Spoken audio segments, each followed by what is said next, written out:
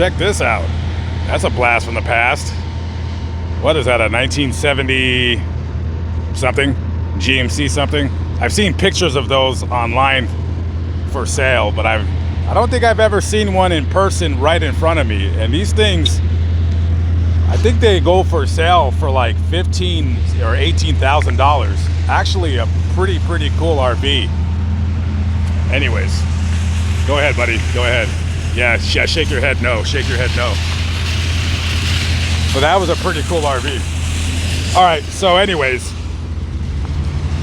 I want to talk about this story. I don't know what to make of it. I want to hear your guys' opinion. So this happened last year. So this is Daryl Preston. And, well, Daryl Preston got beat up really badly. I mean, badly. So let me explain what happened.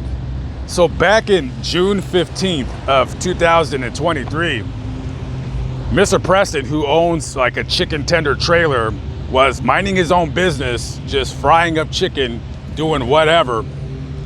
And there was a guy walking down the street, seemingly just walking down the street. Who the hell knows? So his phone rings and it's his wife, Alicia. So Daryl is talking to his wife, and all of a sudden, don't know why, but the guy that was walking down the street starts beating the living tar out of Mr. Preston. I mean, beat him badly. And there's video online of the beating. And so people that were in their vehicles were like honking their horns and trying to get this guy to stop. I mean, this guy knocked him down to the ground and was just kicking him and stomping his face right into the ground. I mean, it was pretty bad. It was pretty bad. Like, he beat the living crap out of this guy for no reason other than the fact that, from what it looks like, because he was black. So after beating him up, this guy just, walks away. So his picture was plastered all over the local news up in Portland, which is where it happened at. And authorities eventually arrested 40-year-old Daniel Thomas Warren. And they charged him with second-degree assault. Now, if that's second degree, I would hate to see what first degree looks like, because that's pretty intense. So this guy was arrested and charged with the second-degree assault. And let me tell you, this guy has a long list of just going up to random people and attacking them. I mean, this guy has 8 convictions over the last 20 years and has served several stints in jail and prison for just beating people up. Now, I don't know if those involved race or whatever, but this guy is insane. He's a nutcase. He's a deranged lunatic. So during the beating, according to eyewitnesses, he was shouting racist slurs at Mr. Preston. So this guy, Warren, he's arrested, has the second-degree assault charge, and also he was charged with what they call in Oregon bias crime, which I'm guessing it's an enhancement on the assault charge, bias, racist, whatever you want to call it. So eventually, they lowered the assault charge from a second degree to a third degree. Originally, prosecutors wanted 12 years in prison for this guy, because he has priors. So they wanted 12 years. Now, he eventually settled to the third degree assault, the one bias crime. And now he also, okay, so let me explain what's going to happen to this guy. So this guy ended up getting sentenced to about 3 years in prison. 3 years in prison this guy's going to get for doing this to that man. Now, he faces like another 2.5 years once he gets out if he doesn't do the following. He has to go do some community events where he's going to learn how to not be a racist prick, right? That's what we're going to do. He needs to do 48 hours of community service at the Union Gospel Mission, right? Oh, and he also has to read he has to do some anti-bias sensitivity training, right? We're going to teach this guy not to be a racist, right? You gotta love these real weird, like, lefty people that think that they could just kind of change somebody around by making them read an anti-racism book. Absolutely incredible. Now, supposedly, the family of Daryl Preston was fine with them not seeking the 12 years. I don't know why they did not just give him the 12 years. It doesn't make any sense. There's a freaking video of him jumping on this man's face, for God's sake. I just don't understand it. What the hell, by the way, guys, what's an anti-bias education class? What is that? Anti-bias education class. What is this nonsense? I have no idea. And what's so funny about this story is that, the prosecutors in this, Multnomah County, or I can't pronounce that name, they filed the most hate crime charges of any prosecutors in the entire nation. Yet, they didn't give the guy the 12 years that he deserved. Incredible.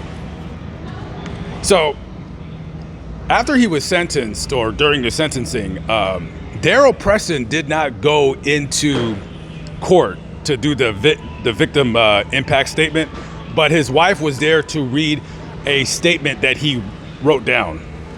So let me read that to you really quickly.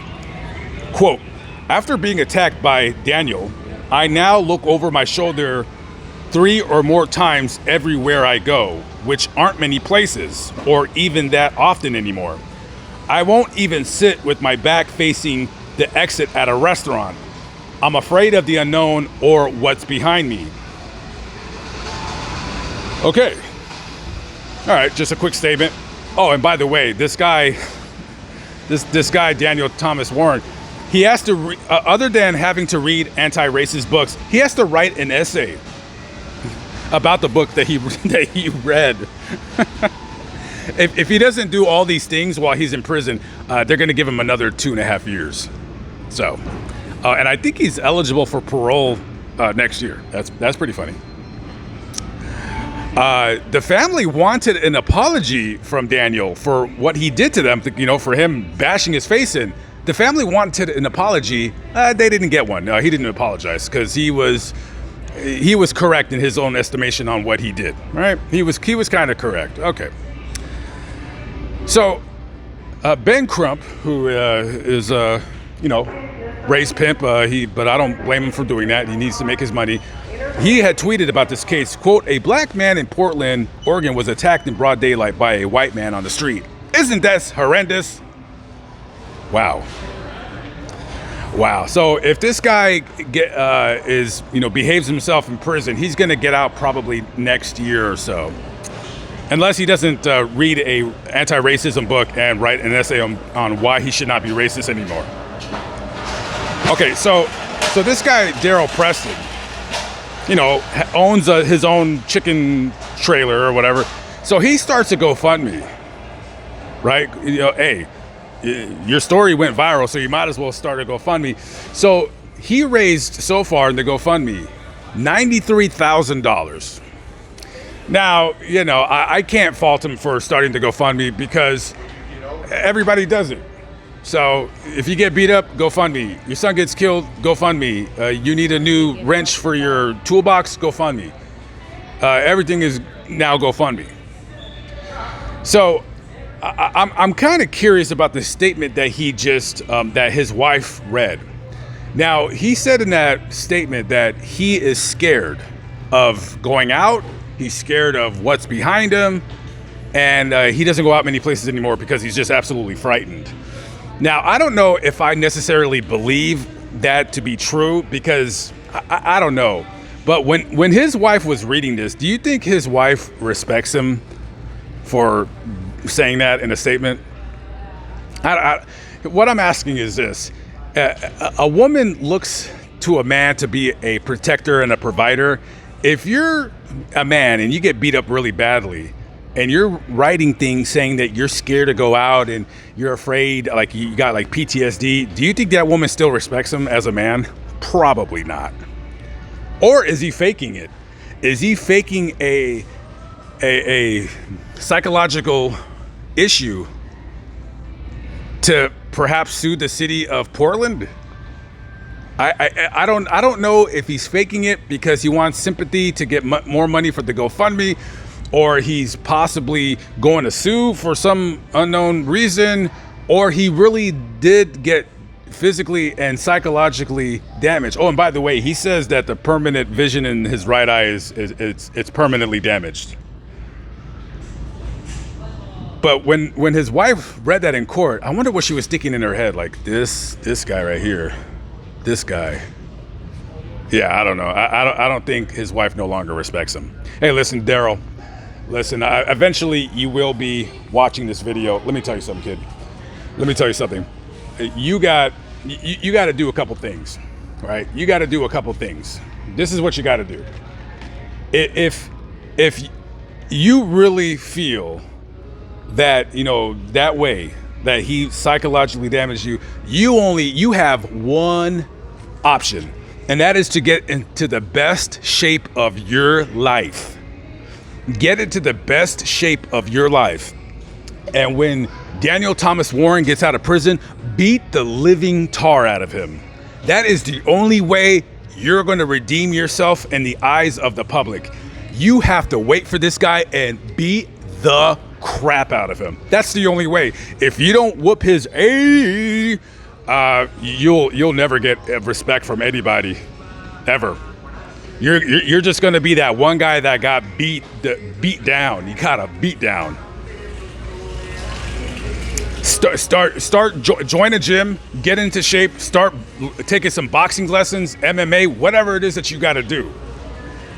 Because you will not be able to live this down. You will not be able to psychologically move past this if you're telling the truth, unless you beat the tar. You got to make this guy beg for his life, break his arm in 7 different places, and take all his teeth and put them in a mayonnaise jar and keep it in your pocket.